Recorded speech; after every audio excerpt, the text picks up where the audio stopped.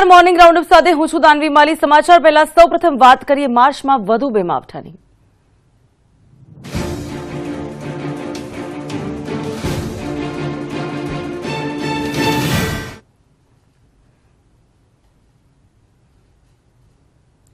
રાજ્યવાસીઓ હજુ બે માવઠા માટે તૈયાર રહેજો, ખેડૂતો સાવધાન થજો। કમોસમી વરસાદ હજુ કેર વર્તાવી શકે છે, ખેડૂતો તમારો તૈયાર પાક સાચવી રાખજો। માવઠું પડી શકે છે તો હવામાન નિષ્ણાંત બલાલ પટેલની મોટી આગાહી છે।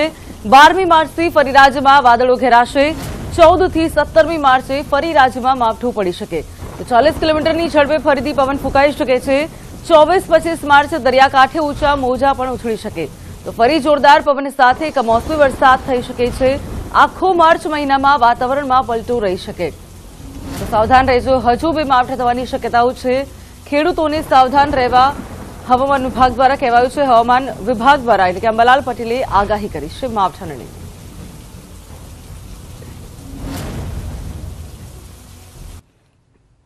અરબ સાગરનો ભેજ અને બંગાળ ઉપસાગરનો ભેજ જ્યાં સર્ક્યુલેટ થાય છે તેના કારણે આ મુશ્કેલી થતી હોય છે અને પછીનો હિસ્સો મજબૂત હોય તો કન્ડેન્સ થતું હોય છે અને જે કન્ડેન્સ વધારે થાય તો માવઠું વધારે થતું હોય છે। એટલે આ માવઠું મધ્યમાં પણ ઉલ્લેખનીય છે। વધારે પડતું 24 અને 25 જે માર્ચ છે તેમાં દરિયામાં ઊંચા મોજા ઉછળે અને દરિયામાં ભારે પવન ફૂંકાવાની શક્યતા છે અને આ વખતે પણ હવામાનમાં પલટો આવવાની શક્યતા રહેલી છે। જ્યારે ચક્રવાતો થાય ત્યારે તેને દક્ષિણ પૂર્વીય તટો પરથી ભેજ ગુજરાતના ભાગોમાં આવતો હોય છે। એટલે ગુજરાતના ભાગોમાં એ અરસામાં વરસાદ થવાની શક્યતા રહેતી હોય છે। એટલે વરસાદ પવન સાથે વરસાદ થવાની શક્યતા મે મહિનામાં પણ દેખાઈ આવે છે।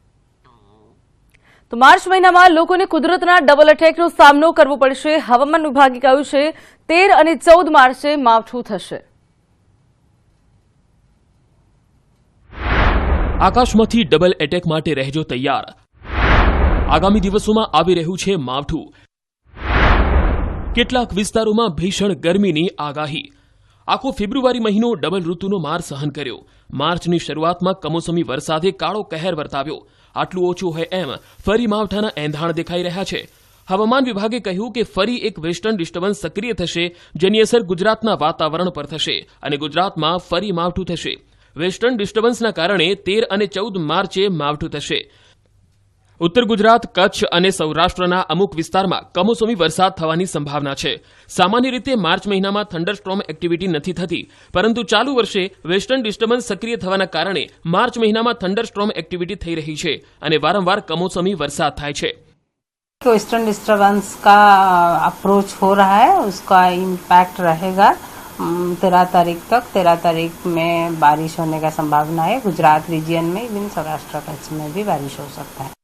हाल गुजरातમાં ઉત્તર પૂર્વના પવન ફૂંકાઈ રહ્યા છે, જેના કારણે મહત્તમ તાપમાનમાં નોંધપાત્ર વધારો થશે અને કચ્છમાં હીટવેવ રહેવાની શક્યતા છે। કચ્છમાં આગામી 2 દિવસ સૂકા અને ગરમ પવન ફૂંકાશે અને ગરમીનું પ્રમાણ વધી જશે। સાથે અન્ય શહેરોના મહત્તમ તાપમાન પણ ઊંચા જશે। तापमान जैसे कोस्टल एरिया है, कांडला पोर्ट है, 37 डिग्री होगा तो हीट वेव होता है, 37 डिग्री होने का संभावना है। અને હવે વાત કરીએ ડુંગળીના ડખાની।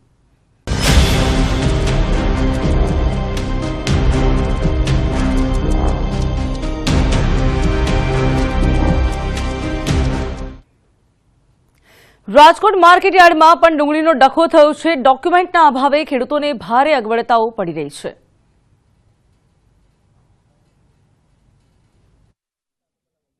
ખેડૂતોને પકવેલી ડુંગળીના પોષણક્ષમ ભાવ મળી શકે તે માટે રાજ્ય સરકાર દ્વારા નાફેડને ખેડૂતોની ડુંગળી ખરીદવાનો આદેશ કરવામાં આવ્યો હતો।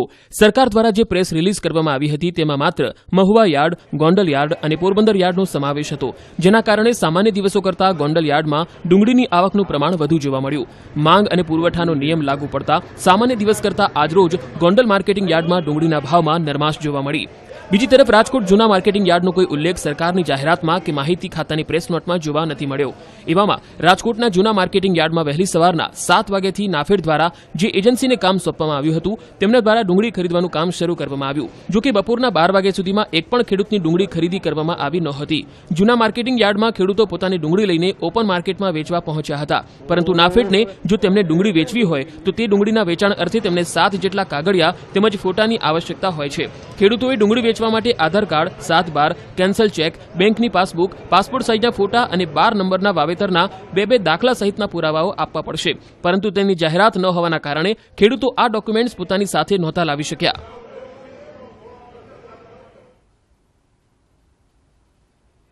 તો પોરબંદર બાદ હવે ગોંડલમાં થઈ ગયું છે કેસર કેરીનું આગમન. 10 કિલોના એક બોક્સનો ભાવ 2100 રૂપિયા સુધી મળતા ખેડૂતોમાં ખુશીનો માહોલ જામ્યો છે. કેસર કેરી નામ પડતા જ મોંમાં પાણી છૂટી જાય એવા સ્વાદનો ખજાનો. જો તમને પણ કેસર કેરી દાઢે વળગે છે તો હવે તમારે વધારે રાહ નહીં જોવી પડે, કારણ કે કેસર કેરી બજારમાં આવવાની શરૂઆત થઈ ચૂકી છે. ગોંડલ માર્કેટ યાર્ડમાં ગુરુવારે કેરીના 190 બોક્સની આવક થઈ, જેનો ભાવ 1700 થી 2100 રૂપિયા સુધી બોલાયો. એટલે કે 1 કિલો કેરી 170 થી લઈ 210 સુધીમાં વેચાઈ. કેરી 1700 રૂપિયાથી 2100 રૂપિયાના ભાવ નીકળે છે, એટલે ખેડૂતોમાં ખુશીનો માહોલ છે.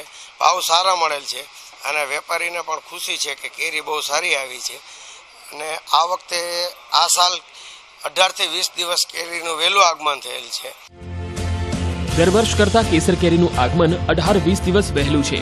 એવામાં આગામી દિવસોમાં હજુ વધુ આવક થવાની આશા છે. હાલ ઉનાના જસાધાર અને બાબરિયાથી આ કેરીનું આગમન થયું છે. ટૂંક સમયમાં તાલાલામાં પણ કેરી પાકવા લાગશે અને બજારો કેસર કેરીથી ઉભરાશે.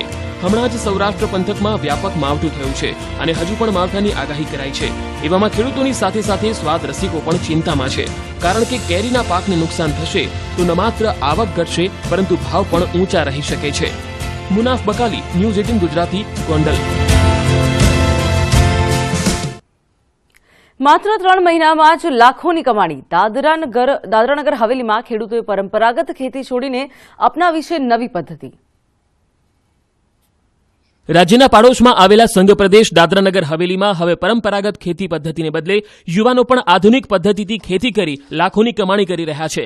અંતરિયાળ વિસ્તારના એક શિક્ષિત બેરોજગાર યુવકે પોતાની જમીનમાં રોકડિયા પાક તરીકે આધુનિક પદ્ધતિથી તરબૂચની ખેતી કરી. તરબૂચની ખેતી કરીને આજે માત્ર 3 મહિનામાં જ લાખો રૂપિયાની તગડી કમાણી કરી લીધી. અગાઉ ઓછી જમીન હોવાથી પરંપરાગત ખેતી પદ્ધતિથી પૂરતું ઉત્પાદન મળતું ન હતું. આ નાનકડા પ્રદેશમાં માત્ર વરસાદ આધારિત ડાંગર અને કઠોળની ખેતી થતી હતી. દાદરાનગર હવેલીના ખેડૂત દીકરાએ અભ્યાસ કર્યો પણ નોકરી ન મળી, સાથે જ ખેતીમાં પૂરતી આવક થતી ન હતી. એટલા માટે પીટીસી કર્યા બાદ દાદરાનગર હવેલીના યુવાને મલ્ચિંગ પદ્ધતિના ઉપયોગ સાથે તરબૂચની ખેતી શરૂ કરી. આ સાથે જ પિયત માટે ટપક સિંચાઈ પદ્ધતિનો ઉપયોગ કર્યો.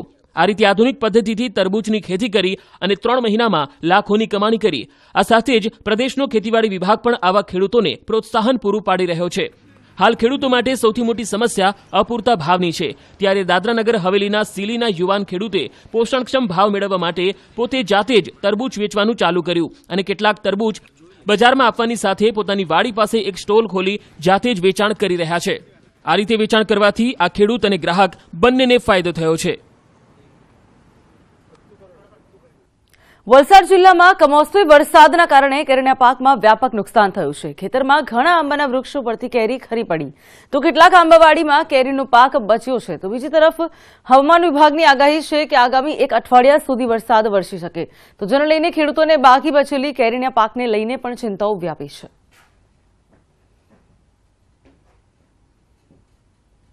પણ અત્યારે જે હમણાં કમોસમી વરસાદ થયો ને એમાં અમારું મોટે ભાગે નુકસાન થઈ ગયું. સરકાર અમારા ઉપર કંઈ ધ્યાન આપે અને અમને કંઈ યોગ્ય વળતર આપે એવી અમને સરકારશ્રી તરફ આશા છે. અત્યારે કમોસમી 2 દિવસ પહેલાં 2-3 દિવસ પહેલાં આવ્યો ને એમાં વધારે નુકસાન છે અમારે. ને પાછું કંઈ એની આગાહી કરી છે. જો પાછો જો વરસાદ આવે તો અમારે કેરીને વધારે નુકસાન થાય તેવું છે. પાટણ પંથકમાં કેનાલના પાણી ખેતરોમાં ફરી વળ્યા. શાતુન ગામ પાસે ફરી કેનાલ ઓવરફ્લો થઈ. ક્યારેક કેનાલમાં ગાબડા તો ક્યારેક ઓવરફ્લો થયેલી કેનાલ ખેડૂતો માટે આફત સર્જે છે. પાટણ પંથકમાં કેનાલો તૂટવાનો સિલસિલો શાંત નથી થતો. રાધનપુરના શાતુન ગામ પાસેની નર્મદા કેનાલ ઓવરફ્લો થતા ખેડૂતોની ઊંઘ હરામ થઈ. નાની પીપળી નજીકથી પસાર થતી માઇનોર કેનાલ 15 દિવસમાં બીજી વખત ઓવરફ્લો થઈ.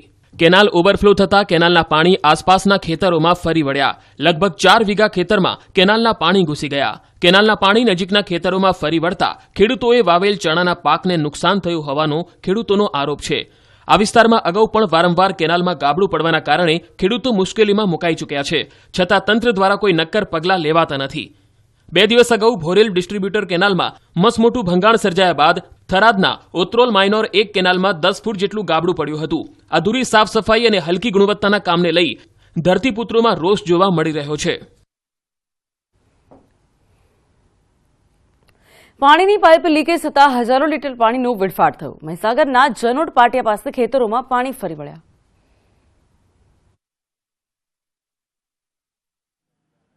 ક્યારેક આકાશી આફત, ક્યારેક કેનાલોમાં ગાબડા અને હવે પાણીની પાઇપલાઇન લીકેજ થતાં ખેડૂતોનો ઊભો પાક તબાહ થઈ ગયો. બાલાસિનોર તાલુકાના જનોડ પાટિયા નજીક નમનાર જૂથ પાણી પુરવઠા અંતર્ગત પાણીની પાઇપલાઇન આવેલી છે, જેમાં છેલ્લા કેટલાય સમયથી પાણીનું લીકેજ થતાં લાખો લીટર પાણીના વેડફાટના દ્રશ્યો સામે આવ્યા. જનોડ ગામે નમનાર જૂથ પાણી પુરવઠા લાઇનમાં ઠેર ઠેર લીકેજના પ્રશ્નો ઉદ્ભવી રહ્યા છે. જનોડ પાટિયા નજીકથી પસાર થતી આ પાઇપલાઇનમાં 1 મહિના પહેલાથી જ લીકેજ છે અને વધારે પડતું પાણી વહી રહ્યું છે. પાણી લીકેજ અંગેની રજૂઆત ગામ લોકોએ વારંવાર અધિકારીઓને કરી છે, પરંતુ અધિકારીના બહેરા કાન સુધી આ રજૂઆત અથડાતી નથી. પરિણામ એ છે કે લાખો લીટર પાણી વ્યર્થ થઈ રહ્યું છે. દ્રશ્યમાં જોઈ શકાય છે કે પાણી લીકેજ થતાં આસપાસના ખેતરમાં વાવેલ ઘઉંના ઊભા પાકમાં ભારે નુકસાન થયું. પાક લેવાના સમયે જ પાણી ખેતરોમાં ફરી વળતા ખેડૂતોએ મહા મહેનતે તૈયાર કરેલા પાકનું નિકંદન નીકળી ગયું.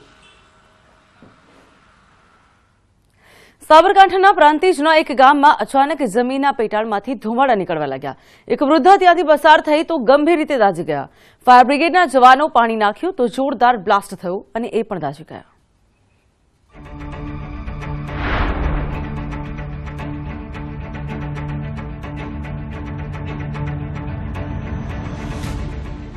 યુદ્ધના મેદાન જેવા આ દ્રશ્યો પ્રાંતિજના નનાનપુરના છે, જ્યાં એક દિવસ પહેલા જમીનમાંથી ગરમ વરાળ નીકળવા લાગી.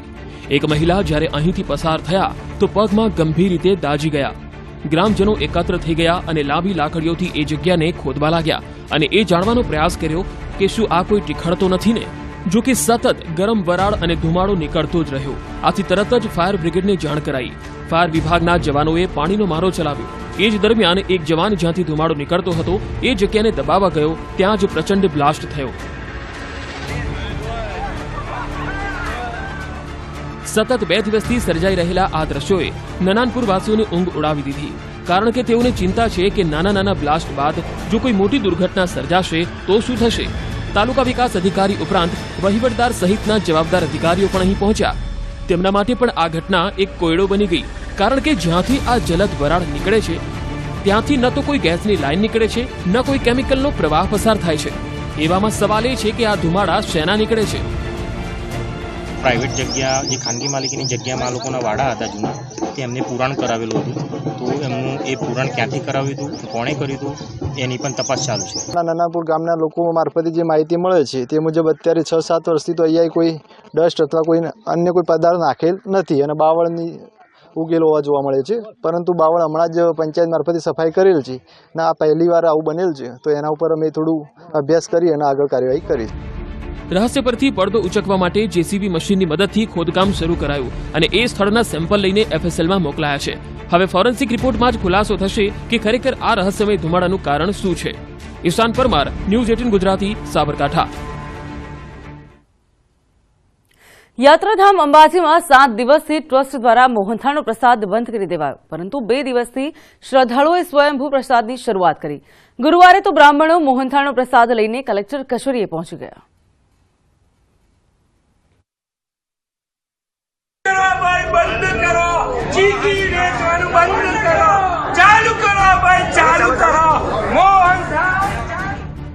યાત્રાધામ અંબાજીમાં ટ્રસ્ટ દ્વારા મોહનથાળના બદલે ચીકીનો પ્રસાદ શરૂ કરી દેવાયો, જેના વિવાદના પડઘા સમગ્ર ગુજરાતમાં પડ્યા છે.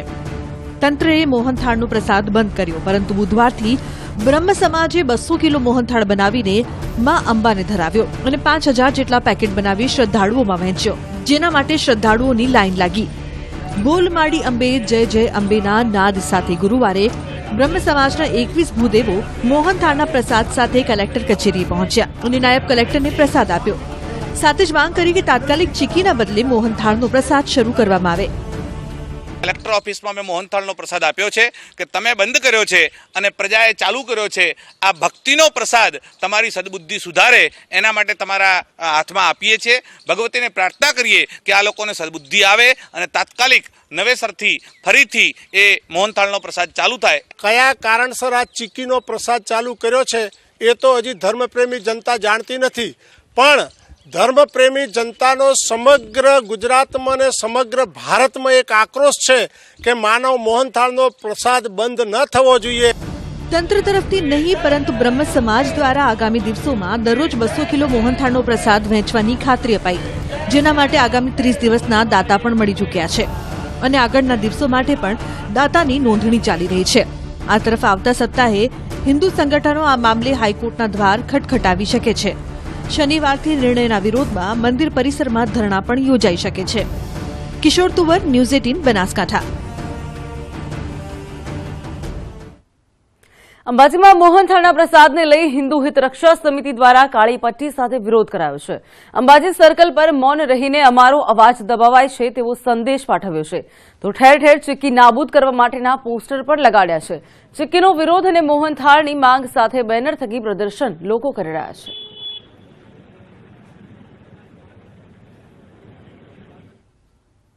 પોસ્ટ દ્વારા 1.40 લાખ ભક્તોના ઘેર પહોંચશે સોમનાથની બિલ્વ પૂજાની પ્રસાદી. અમદાવાદથી રવાના કરવામાં આવ્યો છે આ પ્રસાદ.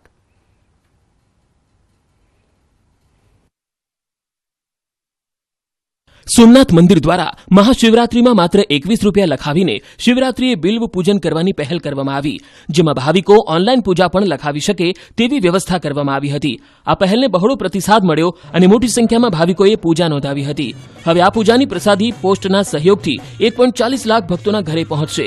અમદાવાદમાં સોમનાથ ટ્રસ્ટ અને પોસ્ટ ઓફિસ દ્વારા આ વ્યવસ્થાનો શુભારંભ કરવામાં આવ્યો હતો. દેશના તમામ રાજ્યોમાં મહાશિવરાત્રી પૂજા સોમનાથ મહાદેવની 21 રૂપિયા વિશેષ બિલ્વ પૂજાને અભૂતપૂર્વ પ્રતિસાદ મળ્યો છે. 1.40 લાખથી વધુ ભક્તોએ એક જ સમય માટે એક પૂજા નોંધાવી હોય તેવી વિક્રમજનક ઘટના બની હતી.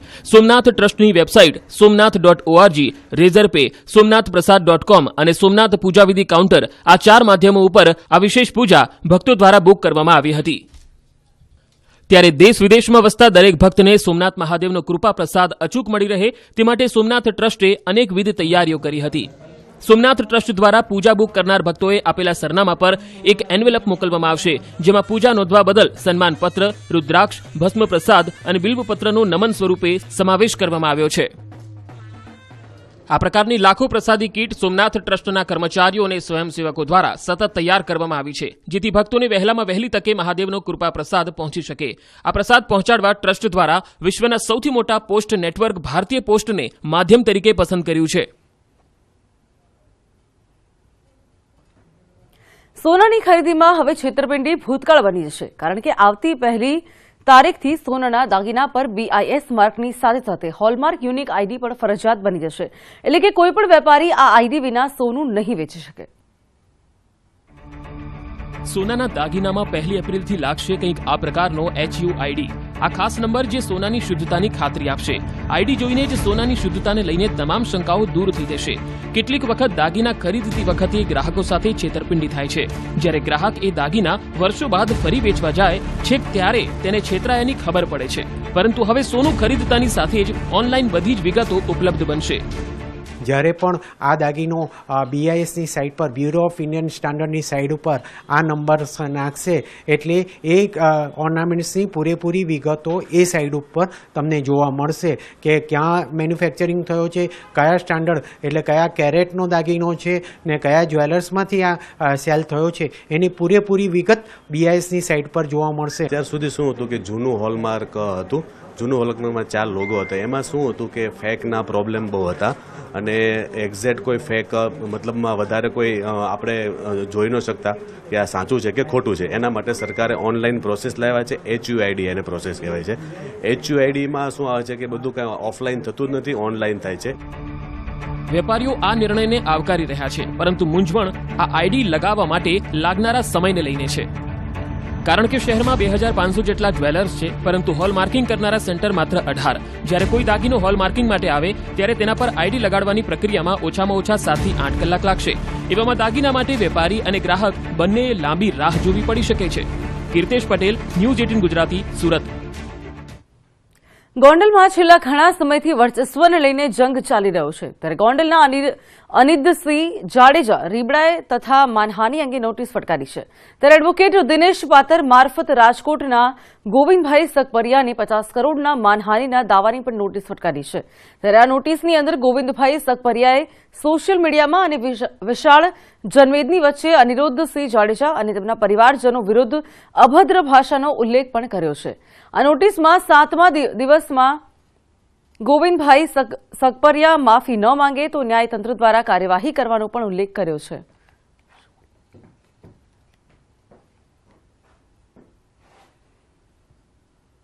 એટીએસ અને કોસ્ટગાર્ડ દ્વારા 427 કરોડનો ડ્રગ્સ મામલો ઉચકાયો છે. ઈરાની બોટમાં ડ્રગ્સ સાથે ઝડપાયેલા 5 આરોપીને આ ઓખા કોર્ટમાં રજૂ કરાયા છે. ઓખા કોર્ટે 5 આરોપીના 3 દિવસના રિમાન્ડ મંજૂર કર્યા છે, તો 5 ઈરાની ક્રૂ મેમ્બરની વધુ પૂછપરછ પણ હાથ ધરાશે. એટીએસ અને કોસ્ટગાર્ડ દ્વારા દરિયામાંથી ઈરાની બોટને 427 કરોડના ડ્રગ્સ સાથે 5 ક્રૂ મેમ્બરને દબોચી લીધા હતા.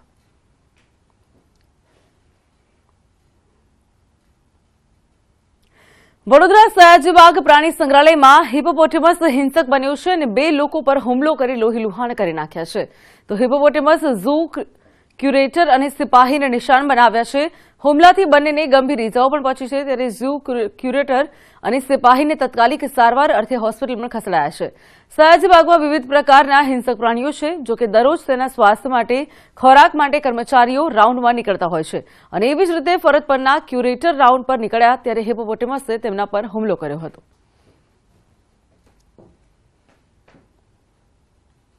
સિક્યુરિટી સુપરવાઇઝરને પણ કંઈ ધ્યાનમાં આવ્યું, એમને બીજા એનો અવાજ એટલે ગયા અને બંનેને ઇન્જરી થઈ છે. અને અત્યારે કોને ઇન્જરી થઈ છે? સિક્યુરિટીના સુપરવાઇઝર રોહિતભાઈ અને જુક્યુટર શ્રી પ્રત્યુષભાઈ પાટણ. दोनों लोग अभी मेडिकल सुपरविजन और असिस्टेंस में डॉक्टर्स के केयर में हैं और जो सिक्योरिटी सुपरवाइजर है उनका स्थिति थोड़ा ज़्यादा नाजुक है. અમદાવાદ શહેરના સિંધુભવન રોડ પર ફિલ્મી દ્રશ્યો સર્જાયા. આરોપીને ઝડપી લેવા માટે પોલીસે અને આરોપી વચ્ચે મુખ્ય માર્ગ પર રેસ લાગી હતી. સિંધુ ભવન રોડની જેમ જેમ રોનક વધતી જાય છે તેમ તેમ તે વધુ ચર્ચામાં આવે છે. આ વખતે સિંધુ ભવન રોડ પોલીસ અને આરોપીઓ વચ્ચેનો જાણે કે રેસિંગ ટ્રેક બની ગયો. જેમ ફિલ્મોમાં પોલીસ આરોપીઓને પકડવા માટે વાનમાં પીછો કરે છે, તેવી જ ઘટના આ રોડ પર બની. રાજપથ ક્લબ રોડથી એસપી રિંગ રોડ સુધી ફિલ્મી દ્રશ્યો સર્જાયા હતા, જેમાં પોલીસની વાને એક કારનો પીછો કર્યો હતો. કાર ચાલક પોલીસની વાનને ટક્કર મારીને નાસી છૂટ્યો હતો. ત્યારે પોલીસે કારને રોકવાનો પ્રયાસ કરતા ચાલકે કાર પોલીસ પર ચડાવી દીધી. આ બનાવ અંગે બોડકદેવ પોલીસ મથકે હત્યાના પ્રયાસ સહિતની કલમો હેઠળ ગુનો નોંધાયો છે. બોડકદેવ પોલીસે કારમાંથી ઉતરેલા યુવક અવિનાશ રાજપૂતની ધરપકડ કરી લીધી છે. કાર અન્ય યુવક ચલાવતો હોવાનું અવિનાશની પૂછપરછમાં સામે આવ્યું. પોલીસે નાસી ગયેલા આરોપીઓને પકડવા માટે 2 અલગ અલગ ટીમો બનાવી છે. અમરેલીના દોધાળા ગામ નજીક ખાનગી બસ પલટી મારી છે. અકસ્માતમાં બસના ડ્રાઈવરનું ઘટના સ્થળે મોત નીપજ્યું. દોધાળા નજીક આવેલ મધુવન હોટલ પાસે આ ઘટના બની છે. આ દુર્ઘટનામાં 40 જેટલા યાત્રિકો સાથે દીવથી તુલસીશ્યામ થઈને રાજકોટ તરફ ખાનગી બસ જઈ રહી હતી. અચાનક બસ પલટી જતા યાત્રિકોની ચિયારીઓથી આસપાસના લોકો દોડી આવ્યા, તો 4 થી 5 યાત્રિકોને પણ ઈજાઓ પહોંચી છે.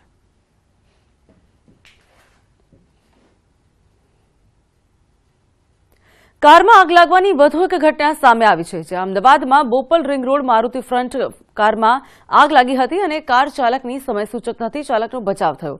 આગ લાગવાનું કારણ હજુ સુધી અકબંધ છે. તો કાર ચાલકનો આ બાદ બચાવ થયો છે. ત્યારે વારંવાર કારમાં આગ લાગવાની ઘટનાઓ બનતી હોય છે. ત્યારે બોપલ રિંગ રોડ પર કારમાં આગ લાગી હતી અને સમય સૂચકતા દાખવીને વ્યક્તિનો બચાવ થયો છે. કોઈપણ પ્રકારની કોઈ જાનહાનિ નથી થઈ. તો વારે ઘડી આવી ઘટનાઓ બનતી હોય છે, ત્યારે લોકોએ સાવધાન રહેવાની પણ જરૂર છે. તો બોપલ રિંગ રોડ પરની આ ઘટના કે જ્યાં કારમાં આગ લાગી હતી અને કાર ચાલકનો સમય સૂચકતાથી આ બાદ બચાવ થયો છે, એટલે કે કોઈપણ પ્રકારની જાનહાનિ નથી થઈ.